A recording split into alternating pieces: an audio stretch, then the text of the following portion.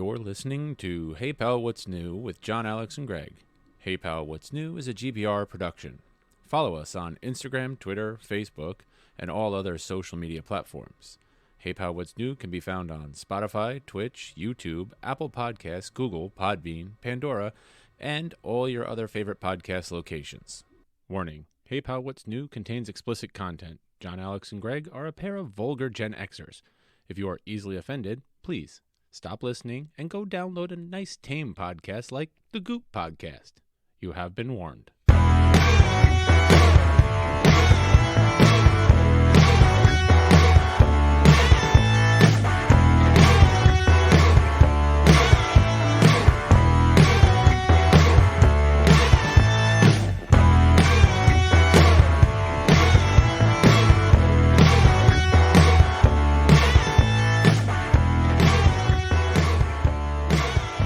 Falling asleep or getting a blowjob over there. I was concentrating. On what? On what I'm going to say. Get a tushy for your anus because it's really heinous. Hey, pal. What's new? No. I got some dirty socks in my pocket. We're ready to rock it. It's Sunday night. Yeah. Is that a jack sock? It's I was cleaning the house. And God, I hope you weren't jerking off with that sock. Oh. No, thank you. Oh, they're like cheerleader socks. I have a sock fit. No, I was actually straightening up the house, and when you find stuff, you just put it in your pocket. And I drove here, and I got to the house, and I'm like, "What the hell's in my pocket?" And I'm like, "Fucking dirty socks." Ew. Hopefully, it's not making. We'll put them over here. Anyway, hey everybody, it's Sunday night, and guess what? It's Hey Pal, What's New, and we're live. Oh, my God. My name is Gregory, and I got my buddy John Alex here, and we're ready to do some shit. That's me. Yeah, it's been a week. And a week. What kind of week has it been, though? Well, do you want me to start, or do you want to? I mean, do you toss the ball to you there, King Richard, or what? I mean, King Richard. Oh, my. I had a very simple week. It was just, birthdays and, What? My oldest daughter is now 21. Jesus. She doesn't care. She doesn't care about drinking, so we're safe on that front. Praise the Lord on that one. And my wife turned. She's She had her 35th birthday. I know. That's why we're doing this on Sunday night, because my boy here, his ladies all had birthdays, so you had a good time. The cakes were good. Whisker & Catering Co., whiskerandcateringco.com. Yeah, gotta love those cherries in the middle of a chocolate cake. It's like a Black Forest. But I spent the other day just fucking cleaning the shit out of her car. You busted that cherry in the Black Forest? Dude, yeah. All the years of driving kids around that car, the shit you find under the seats, man. Oh, my God, yeah. So much popcorn, so many French fries. I forget about kids, just my own car. I'm sure God. There's like a bevy of potato products. I don't eat in my car. Wow. I vow with my new car, I was like, I'm not going to eat in this car. That's good. That's smart. I mean, my car is barely, it's like that freaking car that you see in the cartoons where it goes. Yeah, it's on its way out. But no, that's great. Yeah, you had the 2 birthdays there. Me, my daughter, last month she turned 16. No, like 2 months ago. Wow. Because it's gonna be May. It is May.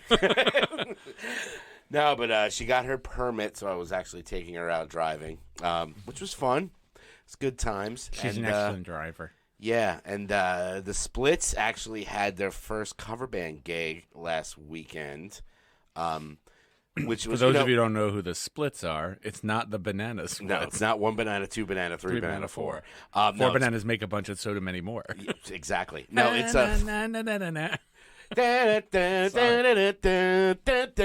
Suck my cock.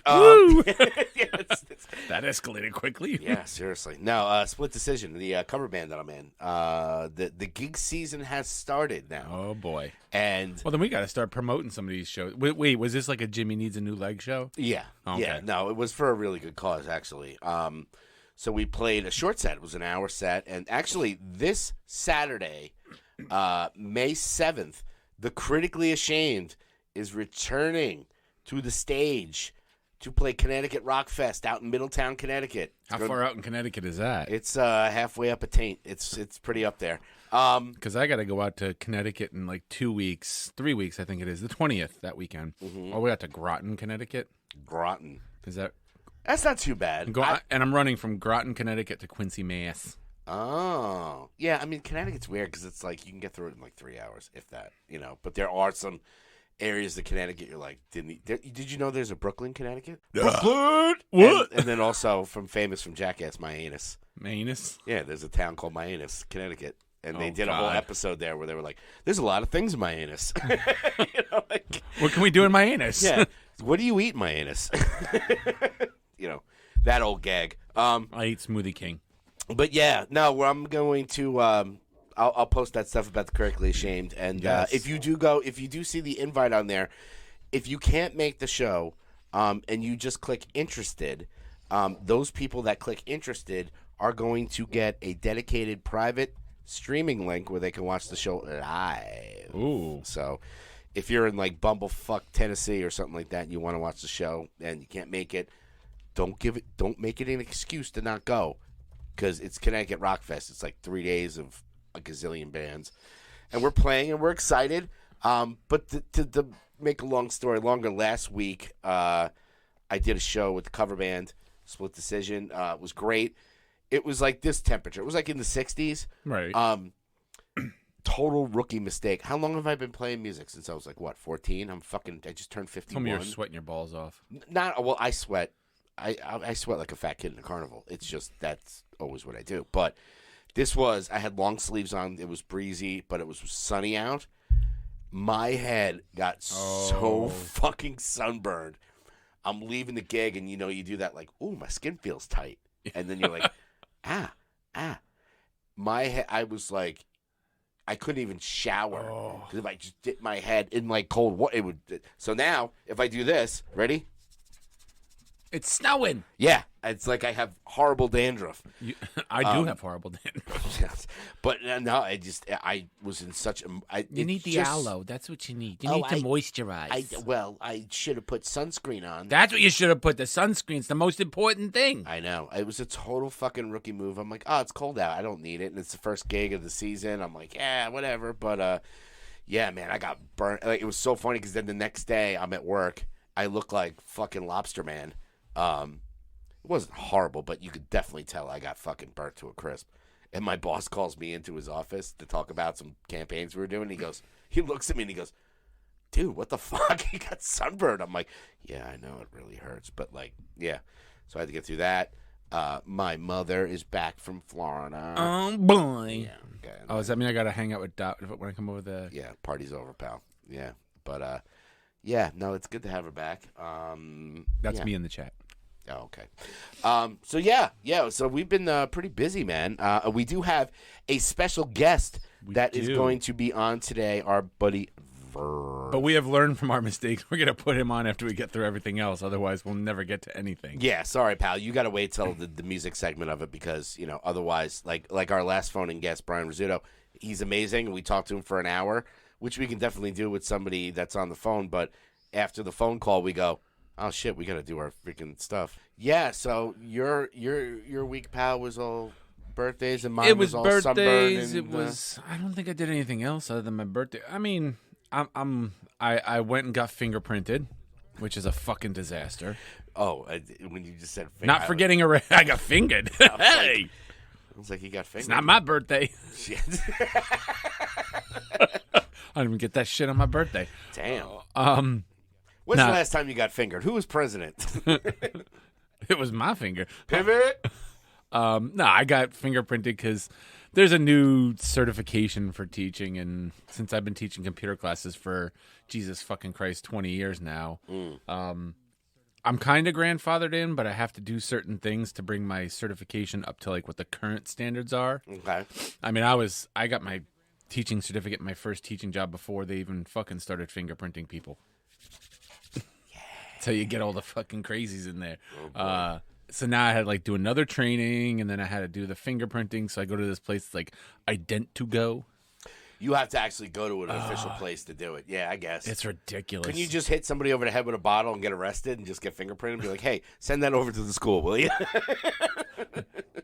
Yeah, the state needs it. It was bullshit. It's like it's like a doctor's office. You make a fucking appointment, and it's like my appointment is for 2:30. And they're like, okay, have a seat. And it's like 3:15, and I'm still fucking waiting.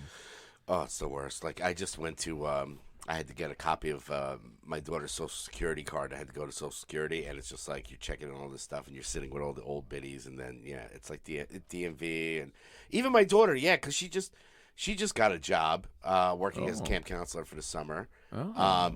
And she's got to get fingerprinted. She's got to, a fucking drug test. Well, she is your kid. She probably is a criminal. Yeah, that's true. A drug-addicted criminal. Don't want those people near my kids. Yeah. But anyway, so that's good. So, there is a lot of stuff to talk about this week. Boy, so is we there. might as well just get to it, buddy. You have your news there? Do I have my news?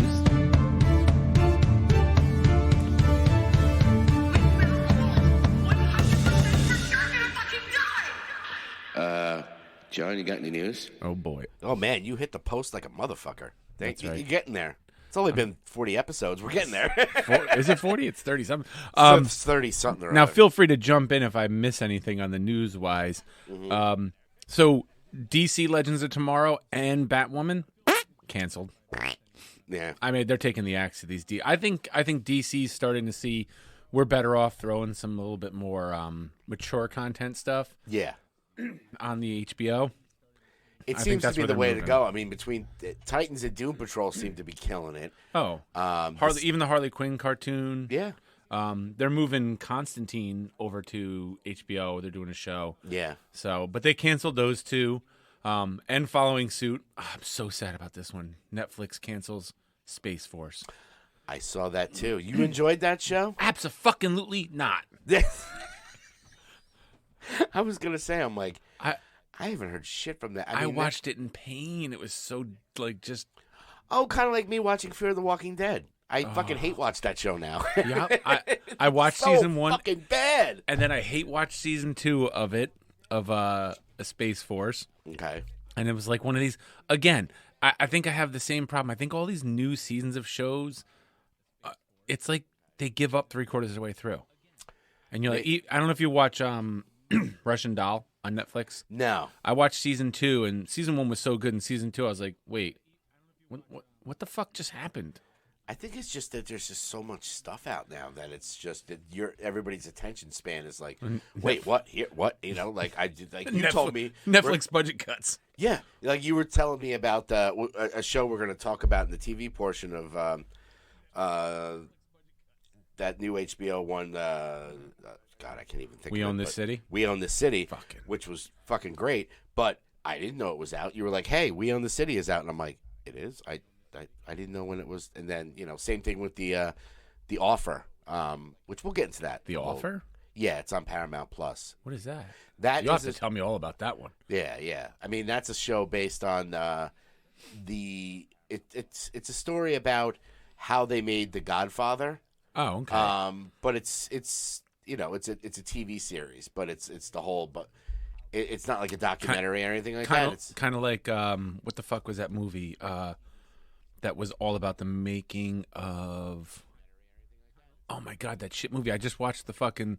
Oh well, we'll get to it. Yeah. We'll get to all that stuff. So other news, we've gotten the green light, and I know this is going to mean nothing to you. To the HBO gave a green light to the Game of Thrones prequel series, Dunk and Egg. Dunk and Egg? That's what they're calling it? Well, that's the name of the book. Oh, okay. It's set about 90 years before what we see in Game of Thrones. Okay. And it follows Sir Duncan the Tall and his young little squire Egg. Yeah, who turns out to be Aegon Targaryen.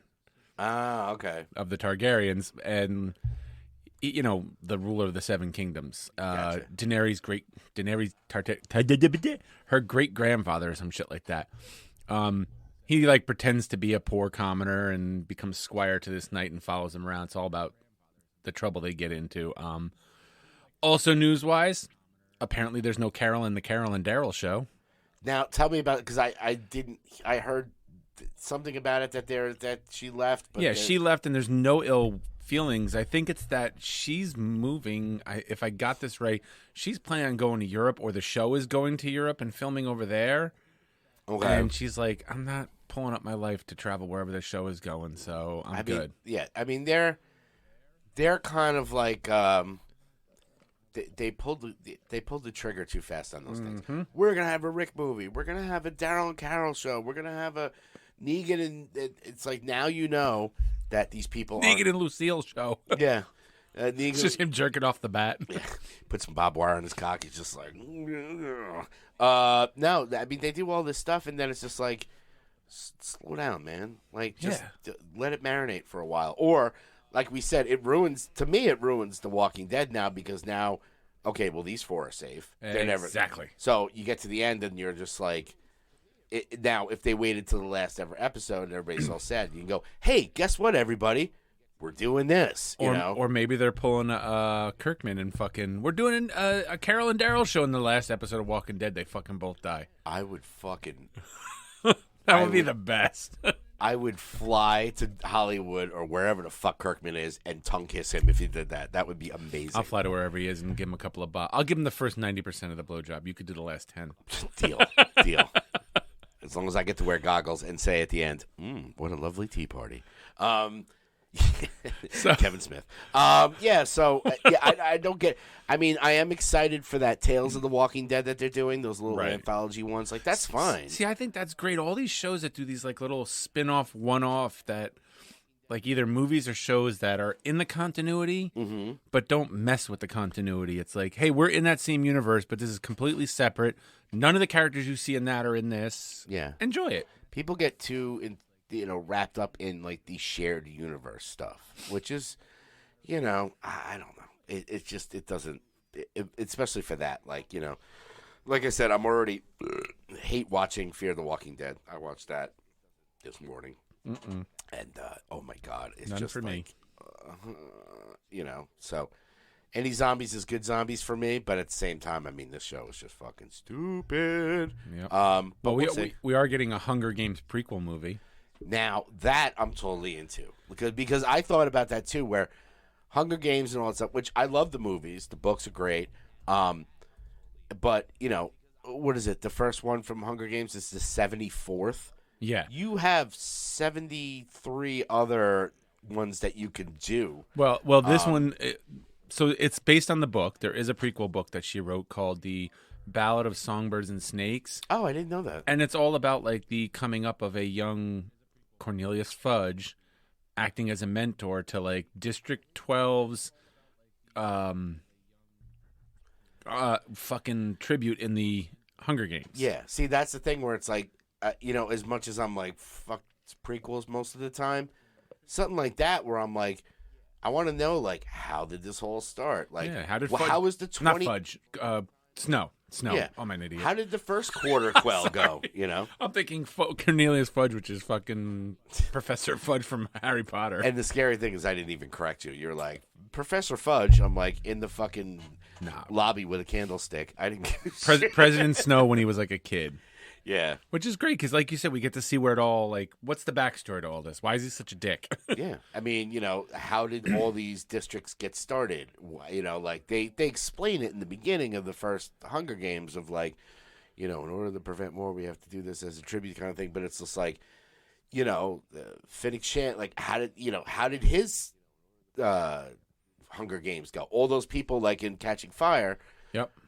All those people survived those past Hunger Games. Give me some fucking early Woody Harrelson. Like, what the fuck was he like in that?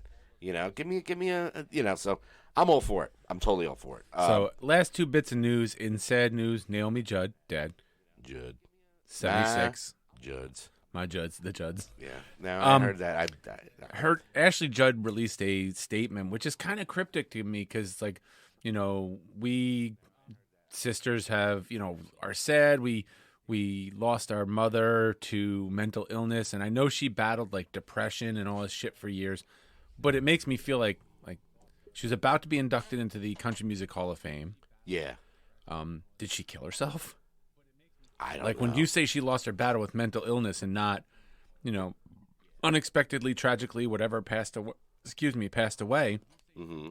I'm like, yo, you pointed out the fact that she lost her fight with mental illness. Did she off herself? Yeah. So we'll wait to see what happens to that. And in sadder news for many people, especially Shagger Dave, Neil Adams, dead at 80. Yeah. The guy who basically reinvented Batman. Yeah. I mean, yeah. What more could be said about that except, no, I'm kidding. So that's it on my news front. So, yeah. Kick it. Go.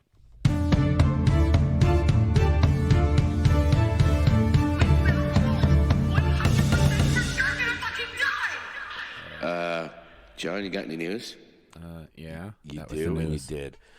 Yeah, man. Kind of a slow on the news day. But like we said, I mean, the amount of movies and TV and music, like I said, we're going to get our buddy Vern from Breach the Asylum on the phone.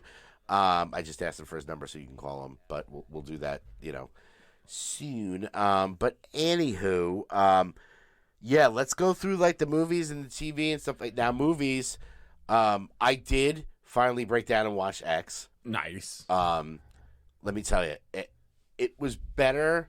I'm gonna give a shout out to Dead Meat, the Dead Meat podcast. They do besides the kill counts and all that stuff that I rave about, which I love. They do a like a monthly or maybe every couple weeks they do a deep dive into a specific movie, right? Horror movie. They just released their one last week on the movie X. And they get into it. They rant and rave about it. I thought it was amazing. Like I thought it was really good. It's that mixture, like we said, of like Boogie Nights meets Texas Chainsaw Massacre. And I do have to correct myself because on the last episode I did say that they were planning on releasing the Farmer's Daughter, the movie, the porn movie within a movie. It's not the porn movie? No, which kind of makes sense because I'm like, how are they going to release a porn movie? I mean, they could, but they all died. Well, it's the footage that was left on the camera. Yeah. But apparently, after listening to Dead Meat podcast, they said that in their screening they showed a trailer. Now, Ty West already filmed it; it's in the can already. I bet it is. Yeah, a prequel to that about the woman Pearl, and it's based in 1918. She old. Yeah, and apparently it's not online. You can't watch it anywhere. Maybe there's like a cell phone footage, but they haven't released it yet. But that's how confident they were in this movie. They're like, this movie's going to be so good. We already shot a fucking prequel for it. Damn. But I really enjoyed it. It was more of like, once I listened to the Dead Meat podcast when they did a deep dive and they throw in some fun facts and all, fun, not to be confused with a fun fact fanny pack. No, you can't do that. Maybe it's a fun fact knapsack. I don't know. See, now it's ours. I can do this. See what I did there? Yeah. Now we have a fun fact JanSport.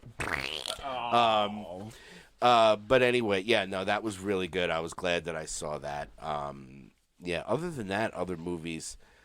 I mean, I did watch The Batman again on HBO Max. I did a lot of watching this week. Yeah. Why don't you break it down for me? So movie-wise, I watched Dog. Oh, well, considering you have like 1,800 dogs upstairs. I know. It was good. It was a mushy kind of. I didn't even mess with the continuity shit from it. Like, I always have a problem with continuity things in movies. It's like, with this, I was like, just let it go. Well, you know how the sausage is made now, doing all that extra work. So, I totally get it. I'm just an idiot. I'm like, like I said last week, I didn't see the monkey, so. I did watch the new Fantastic Beasts: The Secrets of Dumbledore. I'm just not as invested in the Fantastic Beasts movies as I was in the Harry Potter ones. Yeah, it's just I don't know if part of it's because like they fucking replaced Grindelwald with this new guy and pulled Johnny Depp out of it. Yeah, because I don't know, some shit happened with him. I don't know what. I heard some things. Yeah, I think he lost a few bracelets. But anyway, proceed. It was good. I mean, it was good. Yeah, it's fun. They go to Hogwarts. And they go hog wild at Hogwarts. On the suggestion of one Kevin Smith, I did watch the White Hot documentary. White Hot, the rise and fall of Abercrombie and Fitch. Oh, because he mentioned it on the podcast. I was like, all right, I gotta watch this, and it is just fucking like, yeah, it's everything you knew about Abercrombie. and then okay. some. It was like they didn't give a shit about salespeople. They just hired fucking hot-looking white dudes, fucking frat bros, to stand around shirtless in the store and yo, you should buy that. Yeah. You like that? I would wear one, but I don't wear shirts. It's pretty weird that they have like shirtless people trying to sell you shirts. And that's one of the things they said in the documentary. Like, this is a store that sells clothes but advertises by showing people that have no clothes. Yeah, no, that makes no sense. So, and that was my movie watching for the week. Okay. Yeah, I think really the only one that I watched was X. Like we keep saying, it's all about the television. Mm-hmm. There is a ton of stuff on TV that I watched. A lot of new shit. Yeah. Like we had talked about, We Own This City. Oh, so fucking good. HBO. Like we keep saying, it's on tonight, right? I think it might be. Yeah. Yeah. Get a new episode of that tonight. Yeah. Get a new episode of Winning Time, the Lakers show. Yeah, I'm still behind on that. But I will catch up there. Don't worry, Pearl. I got you. The We Own the City it's based, same writers from The Wire.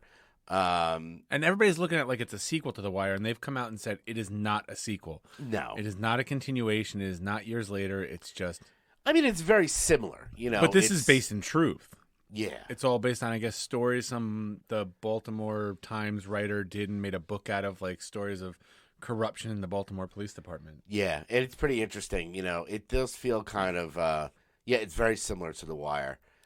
Same people. I mean, make it. Same people doing it. You do have to kind of follow it pretty closely. I thought it was great. I'm excited to see more of it. I mean, like I said, I could watch John Bernthal read the phone book. Yep. He's just such an actor that's just like emotes like freaking like tough and cool and Well, that end scene where he's in the jail and he's like, the guy's like, every one of them fucking looked away except for this guy. Yeah. He's like, I got fucking nothing to be afraid of, man. Go ahead, do what you got to do. Like I said, between Walking Dead, which we always and him and freaking Wolf of Wall Street. Oh my God, playing that freaking. Oh my God, I forgot about that. Oh, he is freaking awesome in that movie. Like, and he doesn't have that big of a part. No, but he plays like a freaking tough guy, like a drug dealer, and freaking Jonah Hill's character just busts his balls the whole time. But yeah, if you get like a Wolf of Wall Street's one of my favorites. I love that freaking movie. And he's in it. Like, I'll just watch anything that he has. So if you get a chance, definitely check out We Own the City. There's only one episode on, but like my boy said, there's probably the second one's up now. Definitely check that one out. Now I don't know if it's early, but I did finish Ozark. I did not even start the second half of Ozark yet. Do you want me to ruin it for you? I don't give a shit. No, I mean, if you want to play the spoiler thing on there, if you can find it.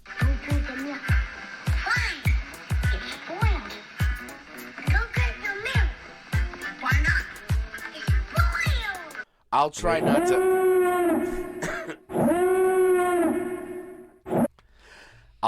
to spoil it that much. I did watch it. I mean, I think it's like 6 episodes. It went. I mean, watched it in 2 days. It was like 2 or 3 one day, 2 or 3 because I had the girls, and I'm not happy.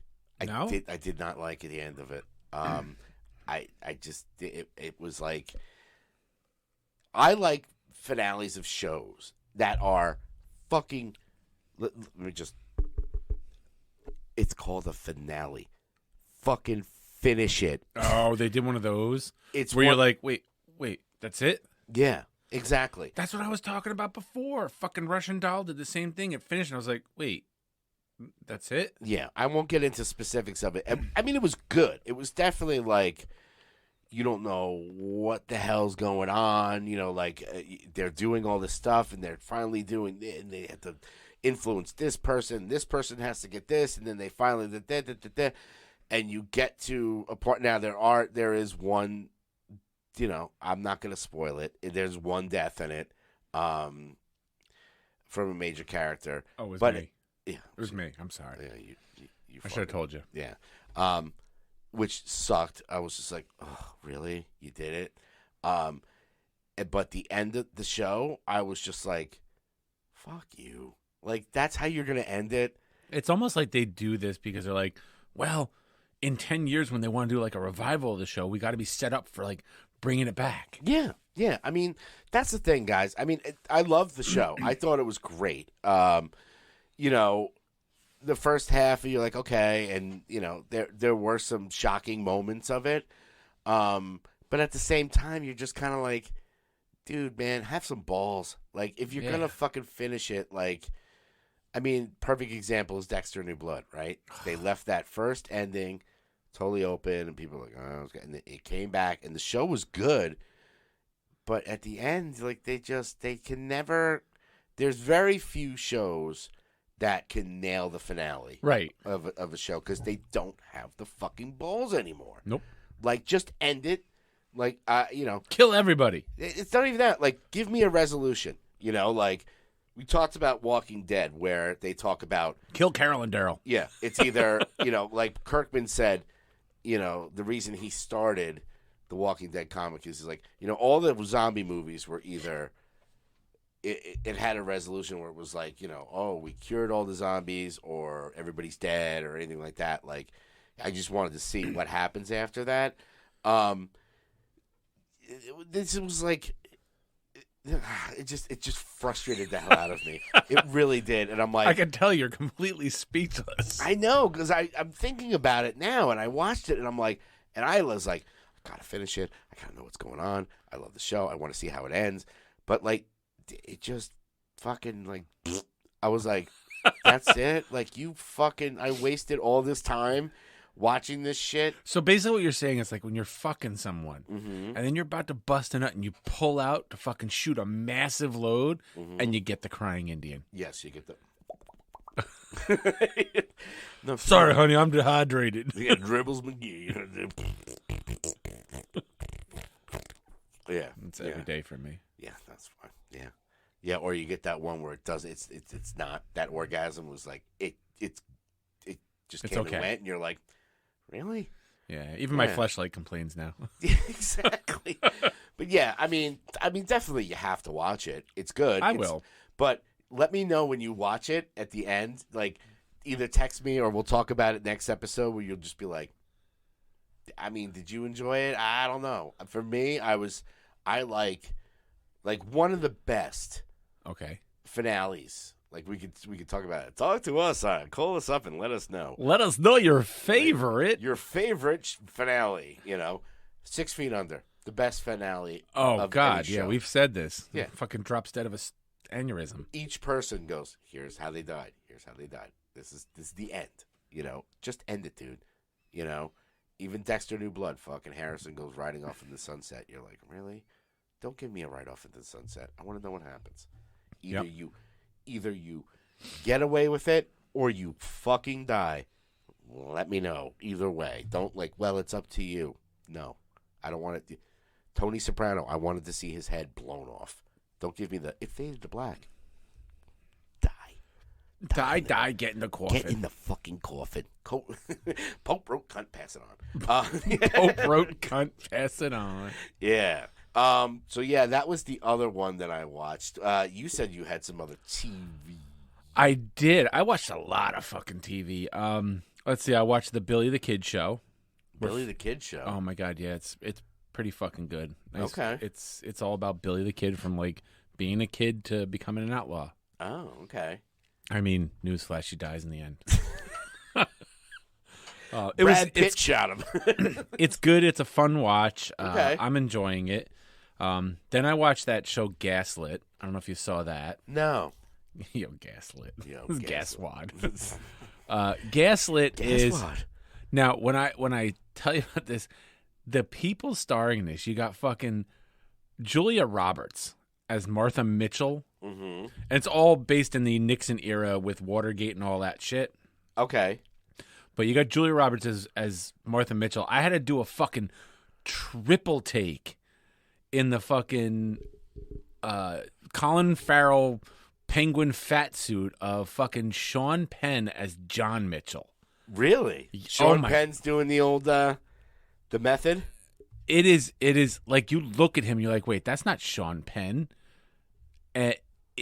It's fucking ridiculous. So I don't know if you watched, what was that fucking show? It was the superhero show, sort of really fucking trippy about the kind of like Professor X's son in the fucking institution. Was that Legion? Legion. Yeah. It's got the guy who stars in that. Dan Stevens is in it. Okay. There's a lot of really famous fucking people. If you look at the screen you got over there, I got a lot of these people up the cast list up there right now. Oh, okay. It's crazy. It's a really good show though. They're doing it once a week. I think it's on Showtime. Okay. So I've only watched 2 because the second one just dropped. Another show I'm watching, The Man Who Fell to Earth. Oh, okay. Which is based on that 1970s or whatever David Bowie movie. Yes. Who's in that? Who's in that movie? The movie or the TV show? Oh, there's 2. Well, there was the Man Who Fell to Earth movie was the one with David Bowie. Okay. Right there. All right. And the TV show, I don't know if there's really anybody famous. Well, actually, there is. What the fuck is his name now? Cheetah I can't say his fucking name. Chester Cheetah? No, Cheetah. Dude, it's not. It ain't easy being cheesy. For God's sakes. You're damn right. I can't even like. He's very famous. This guy. Yeah. Chiwet.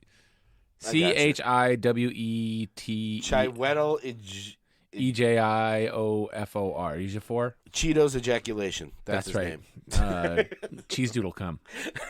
Oh, wouldn't that be great if it just shot out? My God. Or if you jerked off way too many times and it just came out as the powder. I'd get a lot of fucking blowjobs. Seriously. He's in a lot of stuff, that. that guy. He's in fucking, I don't know, he's in everything. Mm. So I watched that. It was I'm really enjoying it. I didn't think I was gonna. Mm-hmm. Then fucking, I don't know what to make of this show. That the Under the Banner of Heaven with Andrew Garfield, where he's like a cop in Mormon, Utah, and there's like a fucking murder, and it looks like it's getting into exposing like it's like the fucking expose on the Church of Latter-day Saints. Oh boy. Of the Mormons. It's like I don't know, like a Scientology expose on them. Just how fucking crazy, incestuous, and all this other shit things are in there. Yeah. I've only watched the first episode. There's 2 of them out. But okay. It kind of like... And then the other thing I watched a couple of episodes based on what we talked about last week of the cursed films. Oh, yeah. Did you get into that? I did. I only watched a couple. I was like, all right, I got to watch the fucking... I picked The Crow. Choosed. Yeah. Like I had The to Crow. watch that one. Yeah. I watched the Wizard of Oz one. Oh, I didn't see that one yet. That's in the season 2. There's like 4 episodes now in season 2. The one I watched was Poltergeist, The Crow. Watched that one. And The Exorcist. I started watching the Exorcist one. That one's been done 100 times. I got about halfway through, and I was just like, all right, this is fucking boring. I am looking forward to watching the one about Serpent and the Rainbow. Yes. And Cannibal Holocaust. Oh my God, yeah. So those are 2 that I'm looking at. I'm looking forward to. Anything else, like, what is it? They've got Rosemary's Baby. I don't care about watching that one. Yeah. In season 2, and the ones from season 1, I had a hard time tracking some of them down, but yeah, I mean, there's Twilight Zone the movies in there too. Yes, but that's another one that's been fucking done to death. Yeah, same with I mean, to watch The Exorcist one, you're like, all right. I mean, I love The Exorcist, one of my all-time favorite horror movies. Just because it still to this day scares the fuck out of me. Sure. But yeah, I know everything in and out of that. Well, show. every story, like, her breaking her spine when they're whipped, it's a mechanical thing that whips her up and down the bed. Yeah. The mother, when she throws her across the room, they fucking yanked the shit out of her and she whacked her head in the wall. And mm-hmm. Yeah. I mean, who's the William Friedkin was the one who was the director. Yeah. He was a sadistic fuck. Like, the stuff that he did to get performances out, like that one they talk about the story about the priest at the end. He's like, he was an actual priest, and he was there was a scene where he fell, when he falls down the stairs, and he's trying to, he's very emotionally distraught about the priest dying, and he just wasn't really taking it. And the actor just went, the director went up to an actual priest and whacked him in the face. Yeah. Gave him a fucking total Will Smith, and then that's what he used. It's funny because in the Wizard of Oz one, they're talking about how like Judy Garland started making that movie when she was like 15. Yeah. And they fucking had her hopped up on amphetamines and shit to keep her skinny while they film it. But she's a kid. So like they're doing that scene with like, I forget which one. It was like with the cowardly lion crying and like the water's coming down and she keeps laughing. Oh. So the fucking director takes her out to the side, goes, hey, and fucking cracks her in the face and goes, get back in there and do this. And she goes back and she's like fucking shell shocked. And I was like, okay. But as I like to call the good old days. When you could smack a dame. What are you, Sean Connery over there? Sometimes a woman needs a good smack in her face. Sometimes she does need a good punch in the face. But yeah, that's all I got for TV that I watched. Yeah, I mean, the stuff that I've been staying with is I did make a post. That's why I was looking at my phone before, because I was trying to remember like the shows that I watched. You know, between Ozark, Moon Knight, that last episode of Moon Knight was just, oh my God. We were talking about Moon Knight. One episode left. Yeah. And that last episode. Wednesday, and then Thursday I go see Doctor Strange.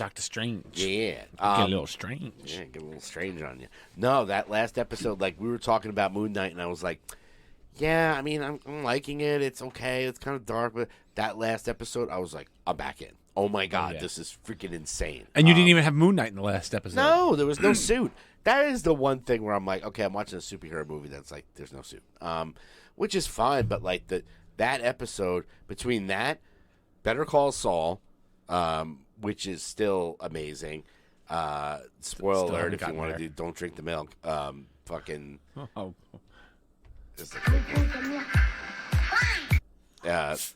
Nacho, the character of Nacho, he kills himself. Nice. I don't know who Nacho is. He's been in it. Oh, Nacho Libre? Yes. Nacho Belgrande. Yeah, I was actually going to have a plate of nachos in his honor. It was just, he's a character. He's been in the beginning of Better Call Saul, and he was a tragic character. He's almost kind of like a Jesse Pinkman, where it was like, you know, he worked for the Salamanca crew, and then gets into trouble, and then Gus Fring says, I want you to spy in the Salamancas, and then, you know, he gets caught up in the middle, and it was just, if you've been watching the show, it was a tough one. Like I have not been watching. His death was a tough one. And then between Moon Knight, Ozark, all the death and the sadness, I'm just like, God damn it! I think I need to get back into therapy, because it's just like, maybe. Yeah, you're killing me over here. But Better Call Saul, that was the other one that I was missing. That was doing well. I sent you over the phone number for Vern. So, did you? Yeah, I texted it to you. Okay. So yeah. I mean, TV, like we've been saying, is just freaking killing it. So much stuff to watch. Lots of good stuff to watch. I will say really quick in that cursed films thing, when you watch, especially the Wizard of Oz one, you gotta watch. I have to watch that one, yeah. Dude. The fucking freak show of people they interview in that show. Oh yeah. Like, I mean, who's left really? Didn't like the last Munchkin die? This is my collection of memorabilia, and look, the Poltergeist one. The guy's like, and look up there, and he's got the fucking clown doll on his wall. It's like, oh, you're a fucking weirdo, dude. Dude, how the hell? And the poor family that lives in that Poltergeist house, where like people just drive by, like, and all they used was the outside of the house. Yeah. I mean, that's usually how it is. I mean, I am a huge Breaking Bad fan. Breaking Bad fan. I would love. They do have tours. Of like, you know, see the house and stuff. But that's got to be. Well, then there's I always want to do the Goonies one, where you can go up and see the Goonies house, and then you go and see like the fucking Fatalities restaurant on the hill, and then the freaking rock out there where the. Anyway, but if you thought that guy in the other one was a little off center, the Exorcist one. Yeah. No. In the Poltergeist one. Yeah. The guy who's like, and here's the house, and we're gonna. Yeah. If you thought that guy was a little off center, watch the one, the fucking Wizard of Oz. The guy who, like, the expert. The only place you see the Munchkin hang himself is on this edition of the film. It's like, oh boy. And I happen to own 2 copies of it. Of course he does. I bought it from a guy at a yard sale, and you think you knew what he had? Oh, God, no, he had no idea. Otherwise, he never would have sold this to me. God bless those people. You know, we goof on him, but it was just like, yeah, would he have like a whole big Wizard of Oz room? Oh, boy, did he. Yeah. He's got a woman stashed somewhere dressed up as Dorothy. And she ain't a real doll. Yeah, just like in the movie X. Yep. You know, go down in the basement and go find that.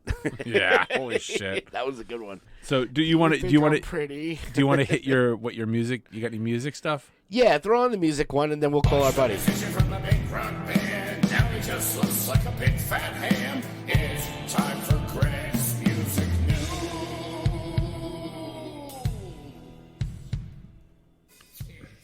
Hits indeed, everybody. Yeah, we were talking about music. Really, there wasn't that much on there. I mean, like I said, we're going to have our buddy Vern from Breach the Asylum call. He put out a single. He's been putting out a couple of singles, which has been great. The only album or anything that I saw on my Discover that I was excited about was the new Rammstein album, Zeit. Okay. I've been pretty late to the party with Rammstein or Rammstein. I only know the 1 or 2 songs that they play all over the fucking Yeah, place. I mean, Du Hast has been played to death. Du and, like, Hast. you know, and one of those things is, I'm a big lyrics person. Like, I like to hear the lyrics and know what the song's about and stuff like that. And when it's, you know, it's in German. I mean, I did take German for 3 or 4 years in high school, and I say maybe about 5 things. That's about it. But something about, like, just his voice is just, it's haunting. The music is heavy, and it just sounds like you're just driving, and you're just like the title track on that album. Oh wait, I mean the album's not called Zeit. It's something long, I think. But that was the first. It's called Achtung Baby. Achtung Baby. We don't talk about you two, just like Bruno. I fucking hate you two. You two? Yes, me too. Yeah, me too. Hashtag me too. Hashtag me too, you too. Yeah, Zeit. no. Zeit. Yeah. We put there's a song on the Hey Pal, What's New playlist I put on there when they released that first single. I don't know, man. Like, it just hit me. Like, I think, talk about bands, Ghost and Rammstein should fucking tour. Oh, God. I mean, and I will say about Rammstein, too, is that Rammstein, or I don't know. Tell me, correct me. Ramalama Ding Dong. Yeah. If you've ever seen their live shows, I've seen, like, you know, like I said, I don't really get into their stuff, but yeah, that's fine. But they on their live shows, I was watching it, and my favorite thing is, they have all the makeup on and he's shooting fucking flamethrowers and stuff. The best thing is they have 2 keyboard players that they play while on a treadmill. That's in time. So they're doing Du Hast. It's like as he's fucking playing it on the treadmill. You're like, are they walking or running? They're walking, but it's whatever the pace is. Like they, whose job is it to set the that? speed? It was like, okay, this song's got to be at about a 3, and an incline of 2. Yes, but they're impressed. So if you're into that, German friggin' Zeit. Every once in a while, I'm like, oh, I know that word. Well, we did hear the only new music I found. Yes, talk about your new music. That is a band by the name of what the fuck was it called? Fire is Murder. Now they are basically you guys who listened early, and if you're listening on Spotify, I left it at the beginning of the intro too. I'm going to leave it in there. Mm-hmm. But they're a New York hardcore band. Your fucking standard New York hardcore. Yeah. It's Steve Gallow. Okay. Who was one of the drummers for Agnostic Front. He's got a brother. Manal knew all the names of people I was fucking. There's only 2 people who I was naming. It was Steve Gallow and my girl's down for the core. She knows more of the later stuff. Well, she even dropped I know him. I know his brother. I know this person. I was how the fuck you know all these people? Yeah, because she's down for the core, man. She's been living in. She was living in Brooklyn way before I got out. I got out when I was freaking in the 70s when I was 8. But yeah, I mean, also they just had that I know Black and Blue Ball is coming up with that if you're into the hardcore. And then they just had that another one of those. Was it Washington Square Park or Thompson Square Park? It had like Cro-Mag's Jam, and it had Vern, and it had I don't know if you're following all these fucking bands doing these giant fucking festivals. They're like 4 days long. It's like, how am I going to get my ass to any one of those? It's in fucking Germany or fucking Croatia. Yeah. But it's and Christopher Nolan from Blueprint, Rain Man, Shoot the Messenger. She knew him too. Oh, yeah. But Stephen Gallow was one of the drummers in the 2000s for Agnostic Front, Inhuman, Kings Never Die, Eat Lead are some of the bands he's been in. His brother is also, I think, in Agnostic Front, if I'm not mistaken. But the other thing is the current drummer of Fire is Murder. I only found out about them because I have the Descendants Milo tattoo, and one of the kids in my study hall was like, "Oh, you have the Milo tattoo, don't you?" And I was like, "Yeah." She goes, "My dad loves that band. It's like his favorite band." I was like, "Oh, it's one of my favorite bands too." She goes, "Yeah, my dad's in a band," and she's going on, and then she tells me about this band. I was like, "I'll give him a listen and give him a plug on the show." They're only on Bandcamp though, which is very, cool. It's very punk. Yeah, they're only on Bandcamp. Yeah, but it's kind of sucks because it kind of pigeonholes like accessibility where you can get them. Yeah. Well, I mean, like I said, I always like to support bands on Bandcamp because it goes directly to the artist, the majority of the money proceeds. And, Bandcamp has a freaking app, an app too. You can download it, a lot of that stuff. I don't mind the Bandcamp only stuff. It's just you have to go to a separate app. You can't, you can't be like, oh, I'll put it on my Apple or my Spotify and stuff, as much as Spotify is a boner, You're a boner. Yeah, I am a boner. But speaking of boners, are we gonna call our pal? I'm gonna give it a shot right now. Let's see if he picks up. Meh, meh, meh. Meh, meh, meh, meh. Do you want to play the song? Yeah, let me hit the. Where is it? What song is it? Oh no, that's the. A bucket of his diarrhea. It was liquid, hot liquid. Oh. It's fine. Just call the motherfucker, yeah? Yeah. The suspense is killing me. To place a call in this area. Oh, my God. Are you kidding me? I got to put the 845. Oh. We're here. To place a call within this area, please pull down your pants, tuck your dick between your ass cheeks, and go fuck your mother. We're going to give his number out on the air. 555-1212. Let's see. Let's see. I just texted him and said, calling now. Hey, someone's on the phone. Well, then pick it up. Hey, someone's on the phone. Well, then pick it up. Hey, someone's on the phone. Well, then pick it up. Hey, someone's on the phone. Domino's. Hey, can I get a cheese with nothing? Nothing? Yeah, nothing. Oh, I'll nothing on it. I'll put nothing on it. I think he just nutted on my cheese. Hey, everybody. Hey. We got Vern from Brace the Asylum on here. First off, I just want to say, happy birthday, you motherfucker. Wait, when was your birthday? Thank you. Thank you. Well, It'll be tomorrow, or depending on when you're listening, I guess. I don't know. Yeah, so the big 50, huh? Yeah, half 100. I just had the big 51. It doesn't get any better. Yeah, well, that's what I hear. Yeah, so we wanted to have you on the phone because I know we've been trying to get you on the podcast forever to talk about your band, talk about the upcoming show that you have at the Chance, which was supposed to be today, but it got postponed. It did. It COVID. did indeed. Yeah. COVID. Yeah, COVID. And this time it wasn't me. Okay. I had Wait, it twice. was it the bartender at the Chance again? No. This time it was spread from some kids to parents, and Oh. just That's why you don't fuck your kids. This is how life goes right now, I guess. Yeah, I know. It's so weird because you see all these concerts and stuff, and I know, like, personally, I mean, the Life Agony show, which was postponed. I was supposed to go to that, but it got canceled because of COVID. Then we just went last week to go, or 2 weeks ago, to see the Circle Jerks in Boston. That got canceled. COVID. I was like, aren't we done with this shit already? Like, Apparently but then not. I see this hardcore show in Tompkins Square Park where, like, people are diving all over each other, and they they called it Super Spreader too, because it's just like That's people my are just like, ex-girlfriend. yeah, I know.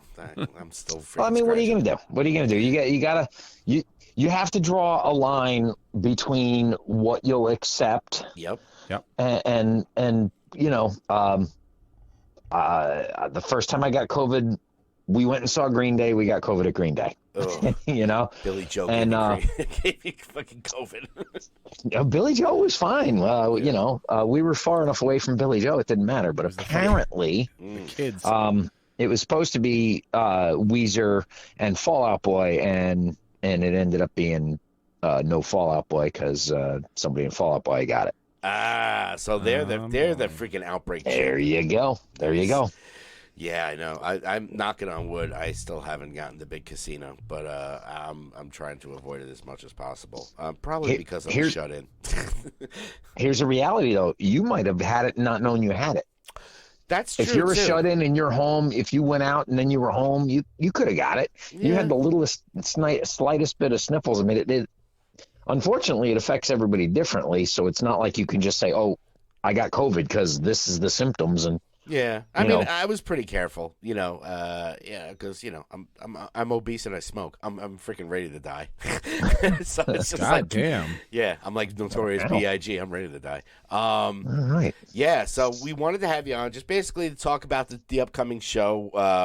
I know that you are locked into the chance pretty tightly. You are constantly going to shows, which is great. I mean, you'll see everybody and anybody who's playing. So you're really a big supporter of the local scene, which is cool. We wanted to get you on, basically talk about the show, who's playing, what kind of stuff some of these bands that you've been seeing recently that's really been popping for you. Because the two of us just sat here and were like, well, the new Rammstein's good. You're a little bit more on the your feet are to the street, as they say. Yeah, I guess that's what the kids say today. The kids Yeah. today. Yeah, those kids today. Yeah, and then also talk about your stuff because you've been releasing some singles on the streaming, the Spotify's and the Apples and all that stuff, which I've been following. It's great. You're doing that whole what everybody seems to be doing these days is releasing a single, then another one, all of a sudden, hey, I got a whole album. Yeah, well, I mean, the reality is that there's a phrase that I'd like to put a patent or a copyright on. Don't stick your dick but in I feel- crazy. I Too late. no. But I think we live in a fast food society, and right now the whole world is so used to, there was a time when you'd go out to shows, you'd get there and you'd say, you used to hang out at the Briar Patch. Oh, yeah. You'd show up on Sunday night and find out who was playing when you got there. Yep, exactly. And then you'd stay till the end. And then if the last band was awful, which usually the last band is never awful, but you'd stay to the end and then just, mosey on into work a few minutes late on Monday. Yeah. Hope nobody notices, If at all. or school or, whatever. And now that's not good enough. Now you put on shows where instead of the band playing in the headline slot, instead of playing at midnight and playing until 1:30 in the morning, now that band goes on at 11 o'clock and is done by 11:45. Yeah. It's what people can accept nowadays. Well, and nobody stays to watch all the bands. It's like, oh, I came to see fucking Blue Alien Mystic and they're the second band on, so when they're done, I'm out of here. Yeah. Yeah, well, and that's the thing about that. I mean, obviously, as a guy who writes music that I want people to hear, when I play a show, if I'm playing with bands where I don't know the rest of the crowd, if I go on after them, nobody's there to see me. And then if I have our last headline show that we did, we had a band play after us. And the reason I like having a band play after us isn't for it's not an ego thing, and it isn't honestly because of a last time slot thing. It's because I like to do the go around, say thank you for coming, and being like a hospitable host. Yeah. And so if I get a band to play after us, then I can do that. And I don't have to worry about rushing my gear out to the car inside of 5 minutes so that I can go back inside while bartenders and bouncers are telling everybody to get the fuck out. Yeah. No, it's smart. I mean, like we said, I definitely champion you as far as getting out there and telling people about new original music. You and, definitely Jason and Soul Mouth Radio, who's been doing that for a while. I mean, all he plays on his station is just original local artists. And it's tough, man, because you've been doing it as long as I have. We've been in the trenches since what, freaking late 80s. It's like Well, we all have, you at least you still have hair. Well, can I I just feel like even the weekend that we went up to Boston, we still went up there even though we knew the show was canceled. And we were like, well, let's find something to do. And we were desperately looking for, is there a band playing at a bar? Is there a club that's got local bands just playing a couple of sets, anything? We couldn't find anything. And I feel like there should be, I mean, back in our day, there was. Back in our day, it was you went to the local, what was that magazine that had fucking was it Pure Sugar? What the fuck is that magazine? It was More Sugar. More Sugar had every night of the week who was playing where, and you could look it up. It's Thursday night. What do you guys want to do? Oh, there's a band playing at the Briar Patch. Let's fucking go over there and see them. Yeah, you didn't know who they were. Prior to More Sugar, there was a magazine that changed their name to the Aquarian, but they were the East Coast Rocker for a little while. I was gonna say EC Rocker, yeah. And when they had the East Coast Rocker, you literally opened it up to somewhere approximately the middle of the magazine, and it would say Monday, and it would tell you every club and everywhere anything was playing. And what I used to do in my bands that I was in back when those magazines were out there. Yeah. To get listed there, all you had to do was you literally wrote a letter saying, I'd like to be included in the calendar. These are the dates. These are the bands that are also playing on these shows. These are the shows.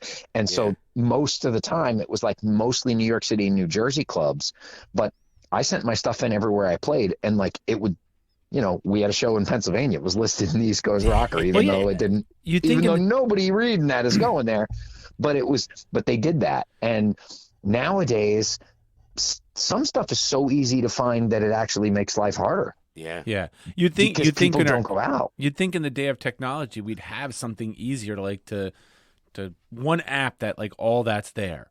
Whether you're oh, I'm going to Boston, what bands are playing on Thursday night in Boston? Yeah. And bands can submit there hey, we're playing. It just puts them into the app. Yeah, they're out there. But, I mean, the same thing with I used to love the East Coast Rocker and stuff like that, just because if you were playing a show at, say, CBGB's or Studio One in Jersey or wherever, and your name was listed on there, you cut it out, and save it.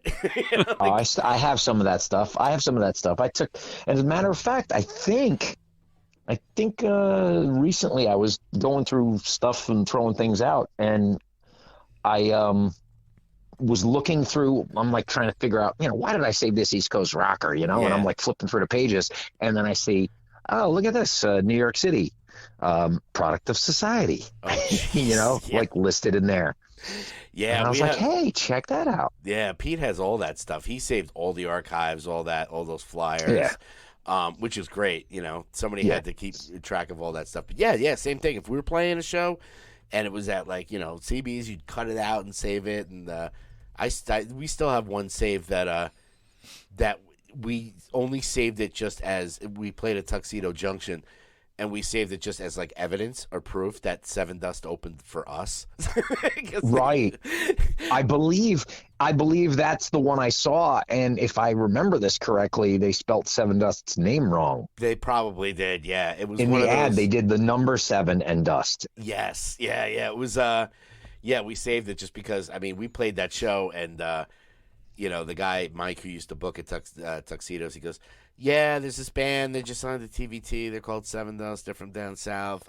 We threw them on the bill. We're yeah, all right. We gave them $50.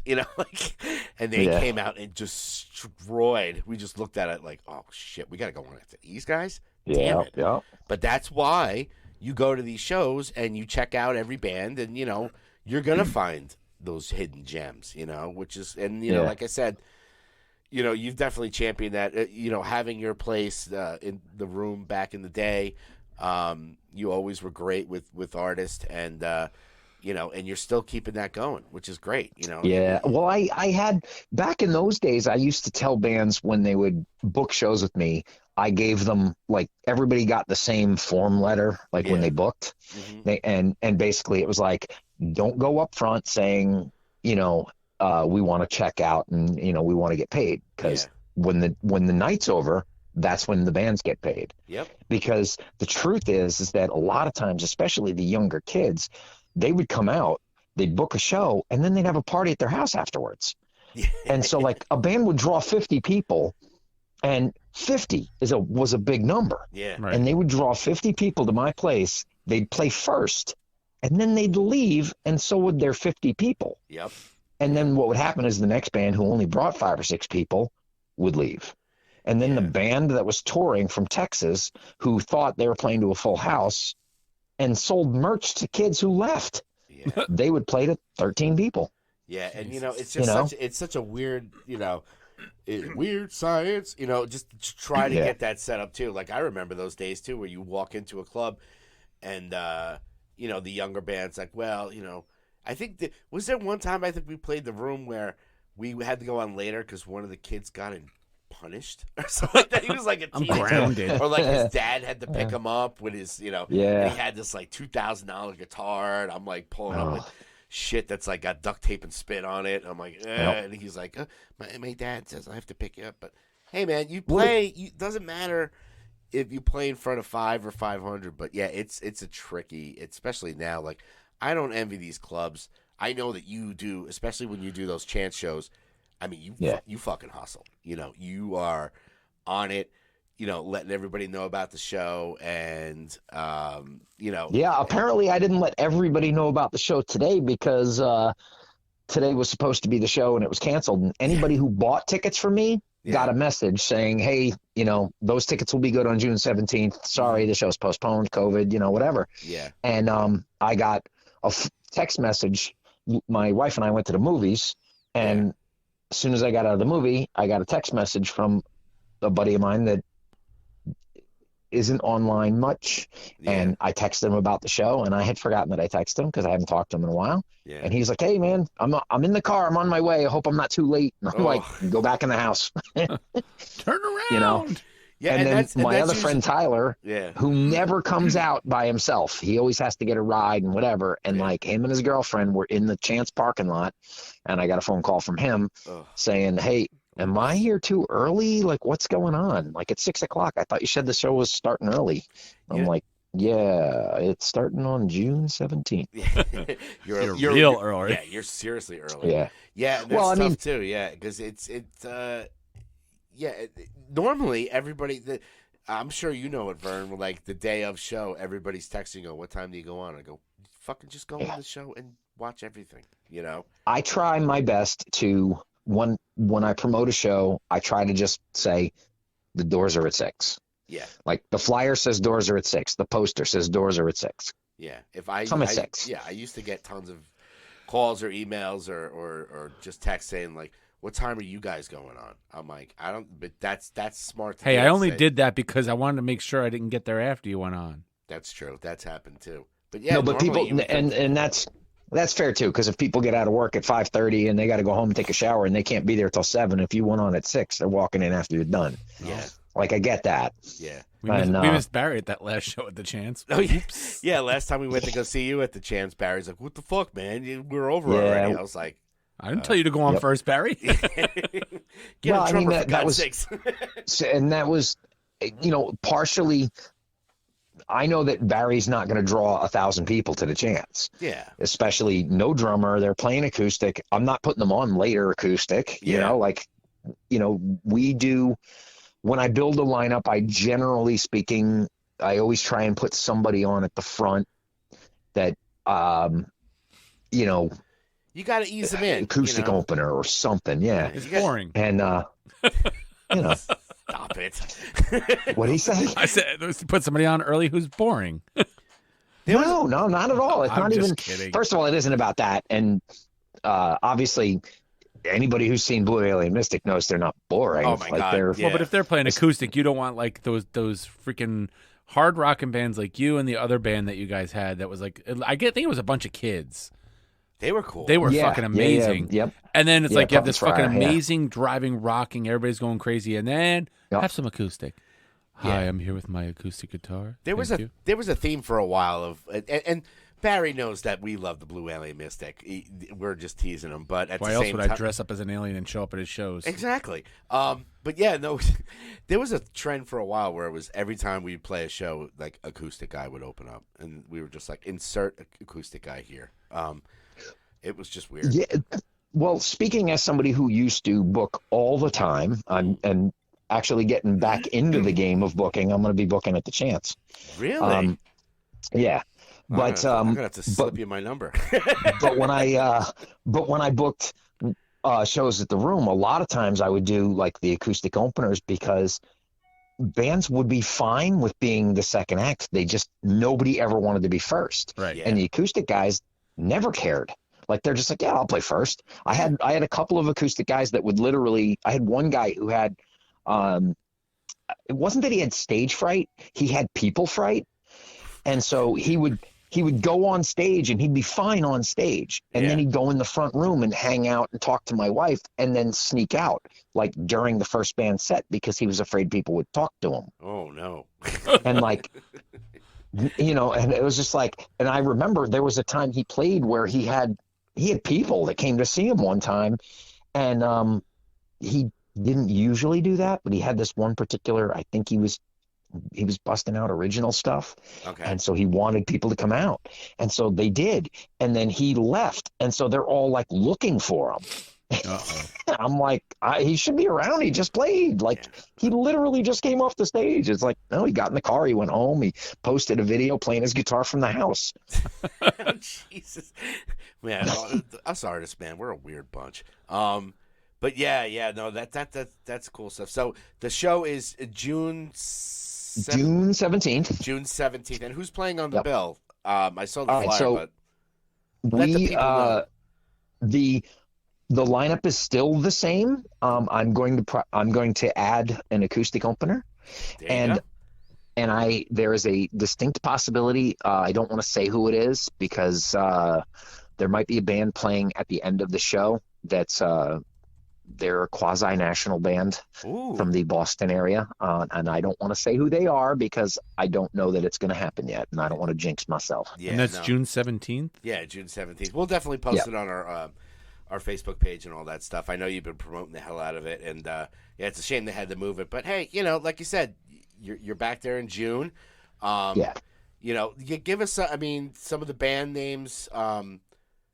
Some of the local ones, because I know that you've been seeing. If you want to hype up some local bands that people should be checking out, just definitely let us know.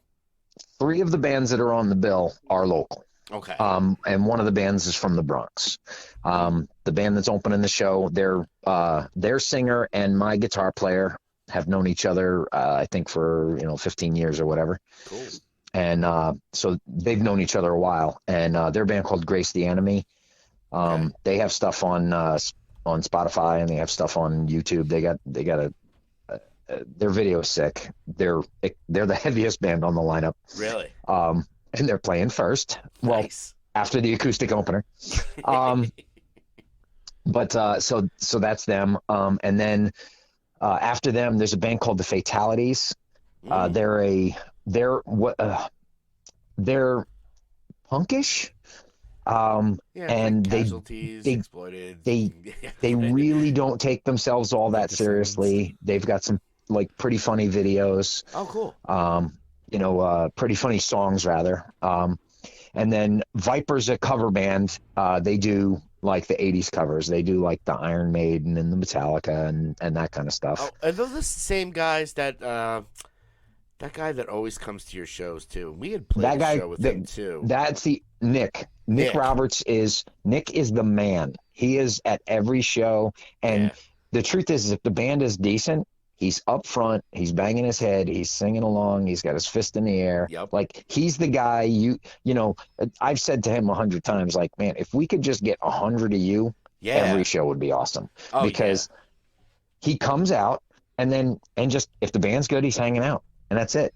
And kind of a throwback to like when I was first playing. That's how all the shows were. Yeah, like there everybody was a supported each bunch other, of those man. people. Yep. Yeah, and it's sad that it isn't that way anymore. I mean, right now it's starting to go that way just a little bit because maybe people are getting a little sick of staying in the house by themselves, or Yeah. I think, who knows? But I'm hoping that, now that things are kind of subsiding, with the COVID stuff, that, people will start appreciating, like, because, it's just as well as I did, where it's, when it gets taken away from you and you can't do that stuff and you can't go see these shows, you're like, damn it, now you have an opportunity to do it. You're like, I'm never going to take advantage of that opportunity. But yeah, I was curious because I love that guy. We had played a show, and he had played with us, and same thing. Yeah, him and his buddies in the pit, like grabbing, shoulder to shoulder, just watching every band play. He was he was at the show I was at last night. Yeah, and he seems like a young guy, and yet he plays all like this shit that we grew up with. Well, the funny thing is he is a complete personality. Like he drives an 80s car. Yep. He's got a cassette deck in that car. He's like that's just who he is. Yeah. And I think somewhere along the lines he realized that there was a time frame that would have been better for him, and so he wants to be there. Yeah. No, that definitely people like that. So I wasn't sure if that was. I was trying to remember the name. That of is his not band. an act. That is he's the real deal. Yeah, but he's not in that band that's playing on your show. He's in Viper. Yeah. Oh, he's in Viper. Okay, because Yeah. he had a different band, right? Was the name of the band different than Viper, or was it was always Viper? He's been in Viper for a bit now. He had another band for a little bit, but yeah, and they did the metal covers too. I mean, they did the covers as well. Like that's his lane. That's where he wants to be. You know what I mean? Oh, he's not playing a part. That's his stuff. No, no act. No, that's cool. No, I'm definitely psyched to see his band play Viper. I think it's cool. Yeah. So. Yep. Yeah, man. So they're good. And then we obviously them Reach the Asylum's playing, and then after us we have a band playing after us that's local. They're Conquer at Will. Okay. And they play some metal covers and stuff too, but they also play original music. So cool. They're not a one trick pony. Not throwing in the metal covers as long as you do them justice. No. Yeah. Especially if and they're I've known those guys for a long time. I mean, they played at the Room when we first opened. Yeah. So they've been, some of those guys have been in that band forever. And actually the guy who's the lead singer in that band played guitar and sang back then, and now he's just singing. So now he's just the front man. Cool. All right, man. Well, we really appreciate you giving us a call. Glad to see the show is good. Enjoy your birthday. Now let me ask you, which of your new songs should we play as our outro today? Yeah, definitely, because you have a couple of songs. Yeah, I should say that. Do you have like a dedicated website right now, or is it just Facebook or? We're on Spotify, we're on Reverb Nation, we're anywhere, Apple Music, anywhere music is. Yeah. Deezer, which I don't even know what that is, but I get emails saying we're on it. Yeah, and you get plays on it too. I get the same thing. I'm like, who the fuck is listening? Who has Deezer? And who are these people in Croatia that are listening to my shit?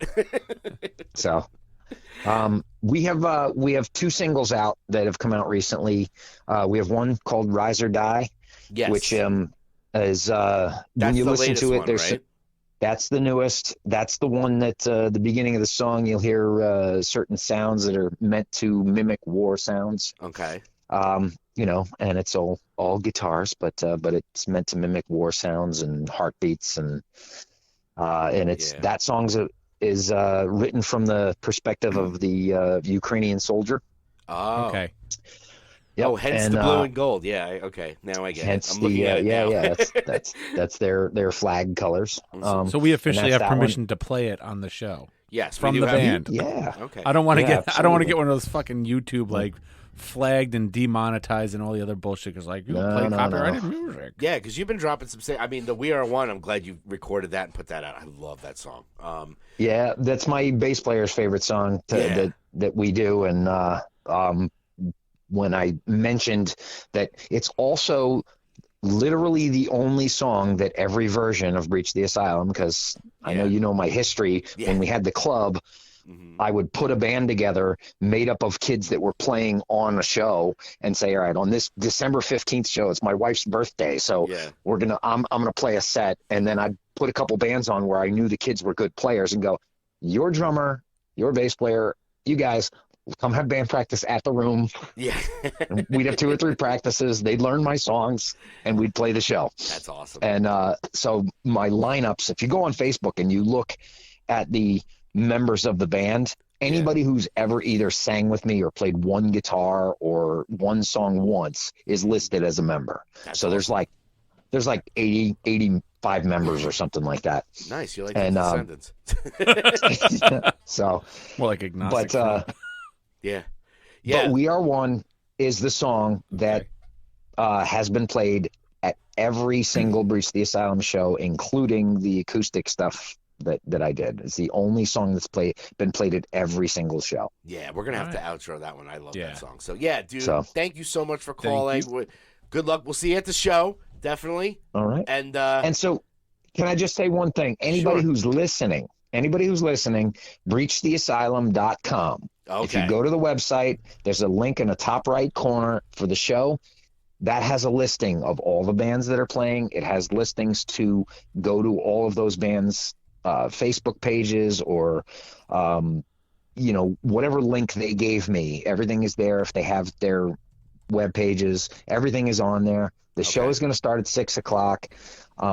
It's going to start pretty much as soon as the doors open and people are in. As soon as it starts, it's going to start right away because it's going to be packed, and we are going to have an extra special guest that's going to be playing in the 11 o'clock slot, which is the late slot, which is normally when the show's over. But we have somebody that we're going to put on there that I don't want to say who they are. REO But as soon as I Speedwagon. know, Barry Manilow. no, they're not as big as Barry Manilow. TT Quick. But Helix. they're an absolutely phenomenal Pete band, Steele. and we're hopefully people will come out. I'll do. We'll and, be there, and man. then Definitely. stick around. So Yep. Awesome. Well, excellent. we appreciate it, Vern. Thank you. And we'll get you back on. Talk about some of the stuff that's going on anytime, my friend. Absolutely. All right, pal. Take care. We'll talk to you. All right. Bye. Peace. All right. Oh, that was a good one there. We got my buddy Vern from Breach the Asylum. We're going to play some of his music on the way out. But yeah, he's always been the guy that supports bands. Like, Oh, yeah. I'll play some shitty fucking place in a parking lot, and there's Vern. Vern and Laura. Like, they're like, hey, guys. They're so awesome. But yeah, so that's pretty much the news right there. That's the music news. Everybody says fit the print. The musician from the big rock band. Now he just looks like a big fat ham. It's time for Greg's Music News.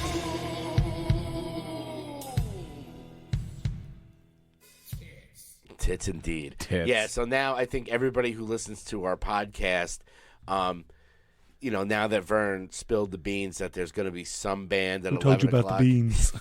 Some band at 11 o'clock. Please, let's all just post on his Embrace the Sound. Give his music a listen, and let's all speculate who that band is. I say it's going to be I threw out a couple. It's got to be local.